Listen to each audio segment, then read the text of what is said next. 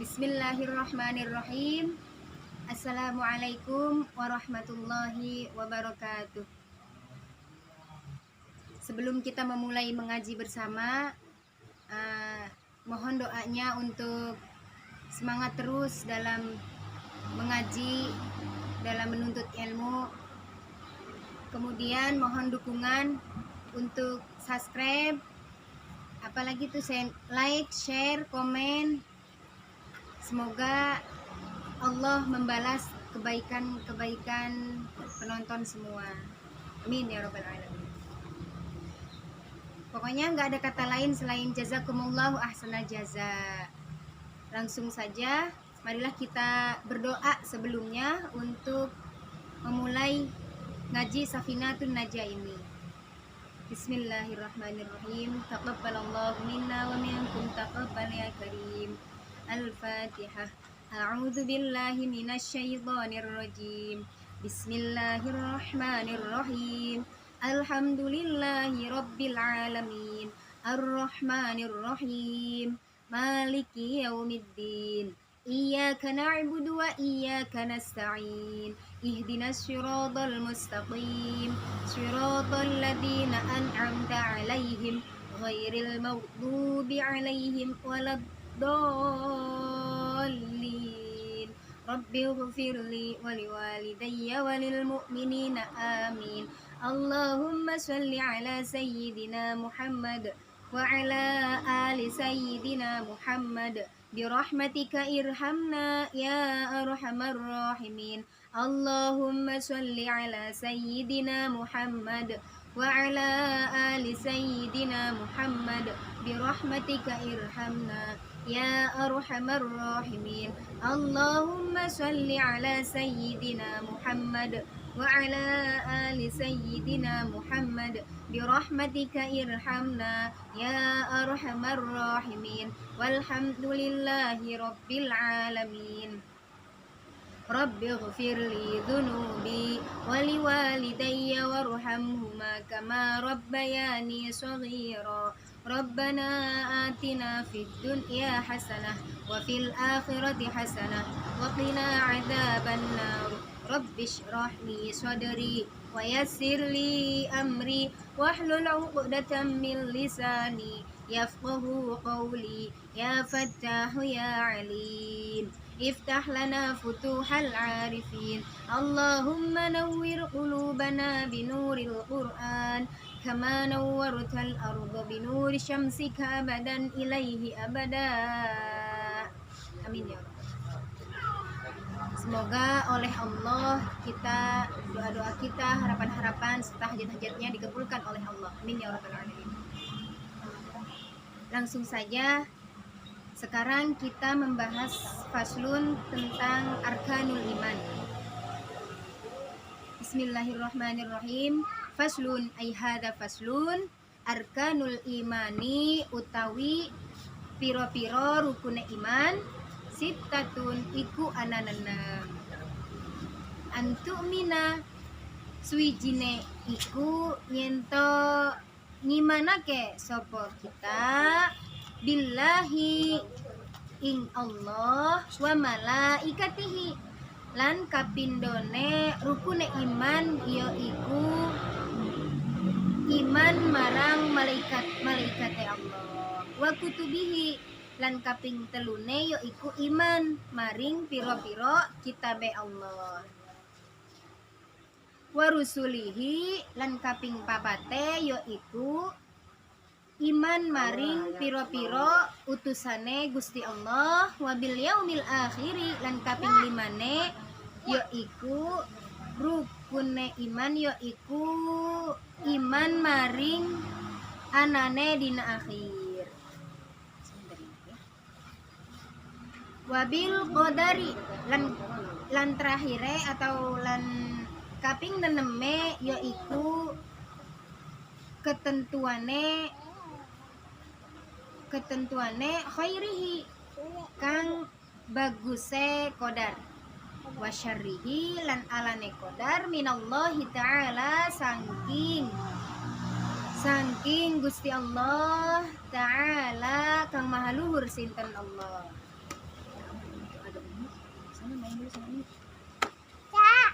Bismillahirrahmanirrahim. Faslun ini menjelaskan tentang rukun-rukunnya iman. Rukun-rukunnya iman, semuanya itu ada 6. Kita definisikan dulu pengertiannya daripada iman, yaitu iman menurut definisi bahasa adalah percaya atau kepercayaan. Nah, kita sebagai orang Islam ini harus memiliki 6 rukun iman ini dalam hatinya. Di dalam hatinya. Nah, yang ke-6 ini ketika kita sudah merasakan atau sudah mempunyai ke-6 rukun iman ini, insya Allah dalam hidupnya merasakan manisnya iman. Nah, yang pertama apa aja imannya, rukun imannya? Yang pertama adalah kita harus percaya bahwa Allah itu ada. Percaya bahwa Allah itu ada. Ini termasuk rukun iman yang pertama.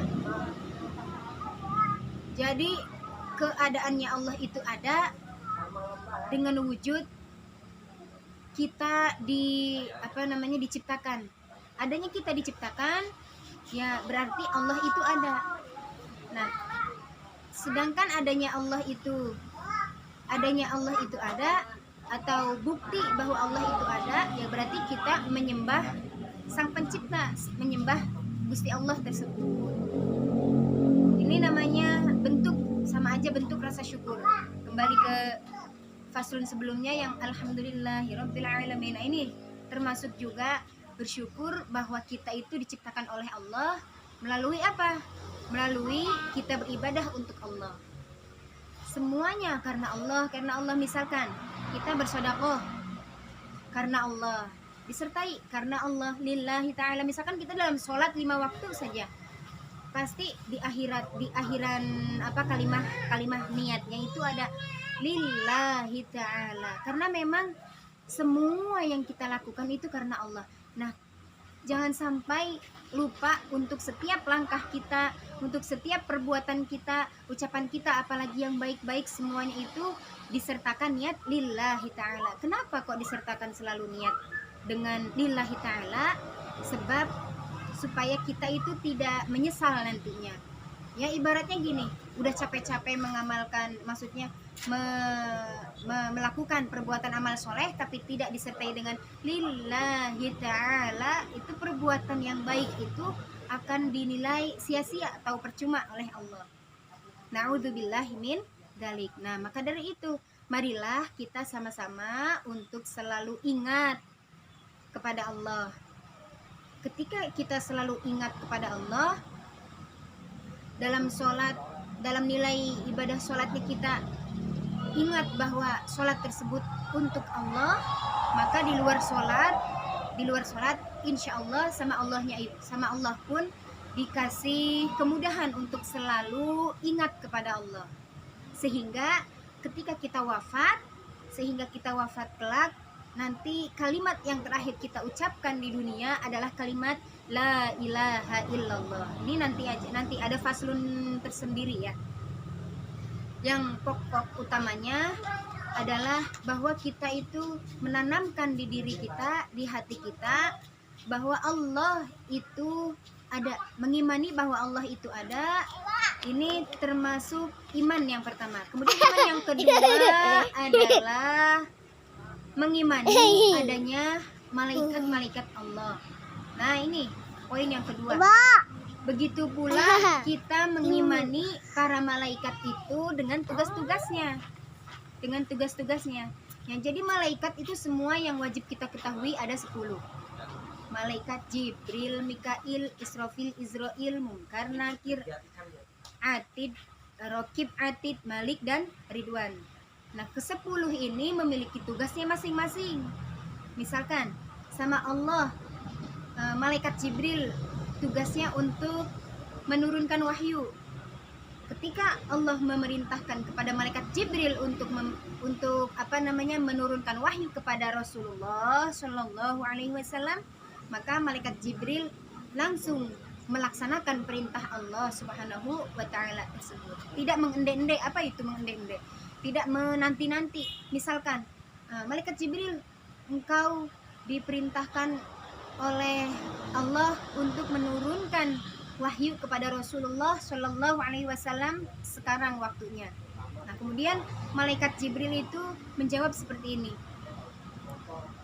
nanti dulu ya Allah, mau minum dulu misalkan, mau makan dulu misalkan, mau mau main HP dulu misalkan. Nah, itu tidak ada kalimat seperti itu. Ketika malaikat tersebut diperintahkan oleh Allah, maka malaikat-malaikat tersebut langsung melaksanakan perintah Allah tersebut.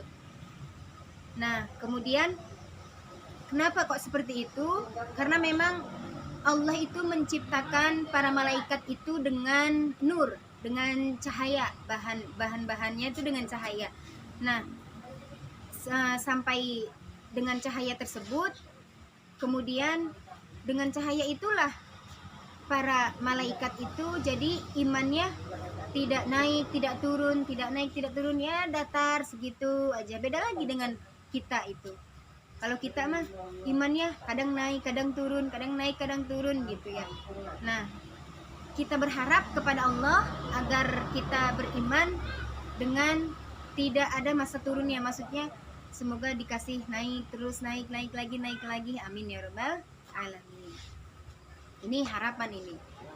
Namanya juga harapan ya yang baik-baik aja semuanya. Begitu pula kepada orang-orang yang telah misalkan membenci kita, atau yang telah yang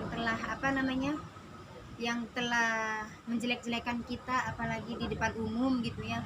Nah, itu doakan, Masya Allah. Itu termasuk kita didolimi ya. Kalau misalnya orang yang terdolimi itu doanya tidak ada hijab, tidak ada aling-aling. Apa itu aling-aling? Tidak ada penutup, langsung tembus ke langit, langsung tembus ke Gusti Allah. Itu doanya orang terdolimi itu langsung dikabulkan. Nah, ketika orang itu didolimi, kemudian mendoakan orang yang berbuat jahat kepada kita, doakan yang baik-baik. Insya Allah kebaikan itu juga bakal kita rasakan. Nah, kemudian yang ketiga, iman yang ketiga adalah wakutubihi. Kita mengimani bahwa Allah itu menurunkan beberapa kitab di dunia ini. Nah, beberapanya ada berapa? Ini ada 4 kitab-kitabnya tersebut. Ada 4. Yang pertama, kitab Zabur diturunkan kepada Nabi Daud. Kemudian kitab Taurat diturunkan kepada Nabi Musa alaihissalam.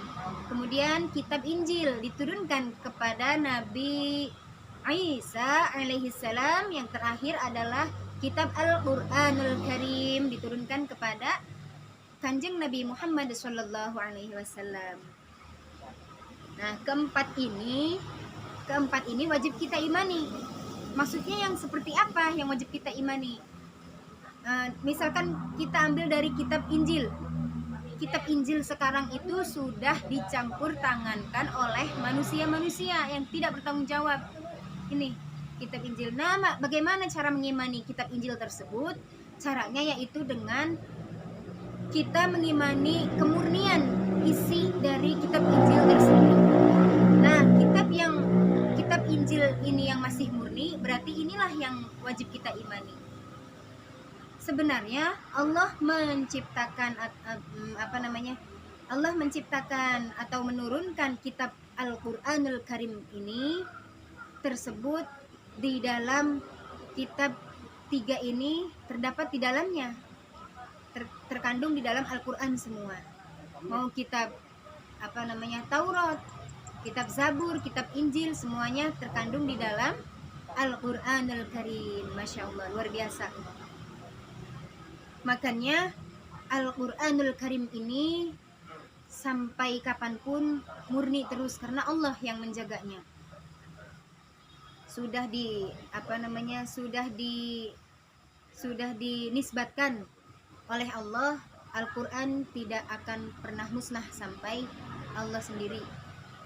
Maksudnya tidak akan pernah bisa orang-orang atau hamba-hambanya Allah tidak akan pernah bisa untuk mencampur tangankan isi dari Al-Qur'anul Karim. Ini saking sempurnanya, maksudnya saking istimewanya Allah menciptakan Al-Qur'an untuk umat manusia. Kemudian sampai istimewanya, barang siapa yang selalu membaca Al-Qur'anul Karim dalam kuburnya, dia akan diberi cahaya oleh Allah. Nah, ketika diberi cahaya oleh Allah di kuburan nanti, itu hadiah dari Allah untuk orang-orang yang selalu membaca Al-Qur'an. Apalagi sekarang sudah mendekati Ramadan, sudah mendekati bulan yang dimana Allah menurunkan Al-Quran di muka bumi ini, yaitu tanggal 17 Ramadan. Marilah kita semangat, tambah semangat untuk membaca Al-Quranul Karim. Kemudian warusulihi, yang keempat, yang keempat adalah kita mengimani bahwa Allah itu mengutus para rasul-rasul atau mengutus para utusan di muka bumi ini. Nah, rasul-rasul ini ketika Allah mengutus kepada umatnya itu mempunyai mukjizat, mempunyai hal yang luar biasa. Misalkan kita lihat di Nabi Isa alaihissalam.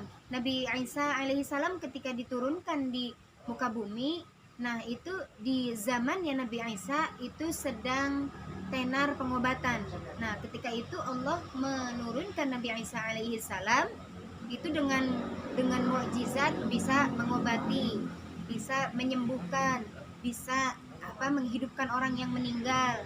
Nah, ini ketika Allah mengutus para utusan di muka bumi itu dilihat di